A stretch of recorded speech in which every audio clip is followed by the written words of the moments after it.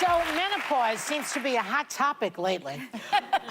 Get it? Yep. Whoopi's comic book about menopause came out. It's called The Change. It sold out the day it hit the shelves. Halle Berry announced she's in menopause. Oh my God, how old I am. On Capitol Hill, no less. And I've been experiencing hot flashes since MASH went off the air. Here to talk about a literal hot topic are the co-founders of Womaness, Sally Mueller and Michelle Jacobs. Welcome to the show. So there has been a cultural shift, it seems to me, when it comes to talking about menopause. It used to be a taboo topic, and now it feels like everybody talks about it. Everybody's willing to talk about their flashes and everything else. How does talking about this and the more fluid conversation about it, how does that help the situation? Well, it makes people feel not alone. So if you are having symptoms, especially if you're still working and you're having symptoms, you really want to feel like there's community around you and people are more accepting of it. Women shouldn't have to suffer in silence, and there are embarrassing symptoms sometimes. And you want to feel like you can be open and honest about what's happening with your body, and nobody's looking at you like, oh, this is unique for your situation. Yeah. Well, let's talk about the symptoms, because this was shocking to me. Apparently, there are over 100 physical and emotional symptoms that women can suffer from while in menopause. What are the most common concerns you hear from women over 40, and what are the surprising ones that we should look out for? So the most common symptoms are sleep issues, hot flashes, which not all women experience, but it's the most notorious symptom. Weight gain. A lot of women complain about the meno belly, where you kind of store your weight. Yeah. There's so many, low libido, vaginal dryness, but the really unique ones that we've heard from our community are like burning mouth.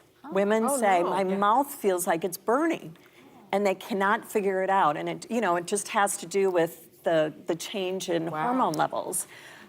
Sometimes your muscles can really ache, your joints can ache. Some women feel like they have electricity running through their body. So I think the point is women should not feel alone. They should really try to get to the right, find the right doctor and seek out the right information. And there's all sorts of emotional symptoms too. Absolutely. The one silver lining is that when I have a particularly bitchy day, I can now blame it on menopause. Absolutely. Check it out. But let's talk about sex, or as my husband would say, not enough of it. Because there's this feeling that once women can no longer have babies, they aren't sexual at all, right? And don't have needs or desires. And we all know that's not true. So how do you respond to what happens in menopause with sex?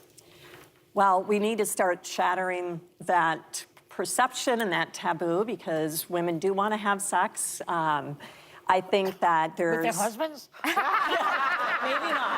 Maybe not.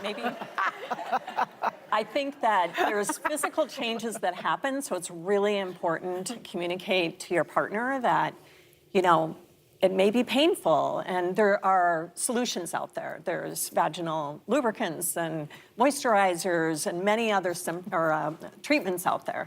But I think women are really now thinking about pleasure in a different way, and they do want to talk about this. This is almost one of the top issues that come to us with. They just want someone to talk to as well.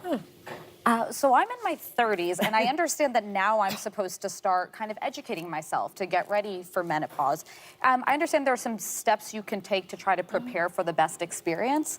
What are some of the things you could do to get ready in advance? Yeah, I mean, perimenopause can start post-fertility. So late 30s, early 40s, all the way into your 50s. So perimenopause is about 10 years. So you really do want to start thinking about this. I think the number one thing I would tell younger women is talk to your doctor early and make sure your doctor understands perimenopause and menopause, and they're not just a fertility doctor, that they can kind of treat you through all the stages of your life, because you really want to be able to have somebody to go to. Also making sure you are taking care of yourself from nutrition, exercise, making sure that you really understand what's going on in your How body. do you know when you've gone from perimenopause to menopause? Yeah. Menopause is 12 months without a period. So what's going to happen is perimenopause, you're all over the place. You have all these symptoms, you have irregular periods. Sometimes you get your period once a year. Sometimes you get your period 5 times a year. When you stop getting your period and it's a full 12 months, that is officially menopause. Is it normal to still get your period in your 50s? Yeah. Yes, you're looking at that person. You're looking at that person. But I thought that in your 50s, by your 50s, you should be in menopause. The average age of menopause is 51. So If Sunny gets pregnant before me, I'm going to be so annoyed. Crazy. Wait, and I also have to ask, because I think this is so important for mothers to talk about their daughters about menopause as much as they talk about periods. But when is the time to have those conversations about menopause? My daughter right now is 6, so I feel we're a little early. But like, when do you start to bring that in? Yeah. I think when you're talking about puberty, you think you should talk about a woman's body from puberty on, and you say, right now you're going through puberty, and this is what's going to happen. Your hormones are going to change, your body's going to change, and then you go through fertility, and here's what's going to happen, and then there's perimenopause and menopause. And I think if we just normalize it and talk about it, you're not like all the time talking about it, but just. And you can explain what you're going through. Hey, you're going through puberty. I'm in perimenopause right now, and this is what I'm feeling. And you know what I think is really important is to remember to maybe write down when you got your period, when you got menopause, because every time I go to the doctor, they ask me about my mom. She's not alive anymore, and we never talked about it. Yeah. right. Yeah. So I make it up. That's fine. I don't know if you We don't advise that for anyone else. I don't know if you mentioned libido, but that goes south also. What do you which is mean? I interesting. just talked about not wanting to have sex. Oh, we did, yeah. You made a great joke. I did. Oh, I'm sorry. There's memory issues with menopause, too. I was going to say, brain fog. I wasn't paying attention, but you're right. I was gonna say, Joy only wants to ever talk about sex, so. This is our last show for the season. I've had enough.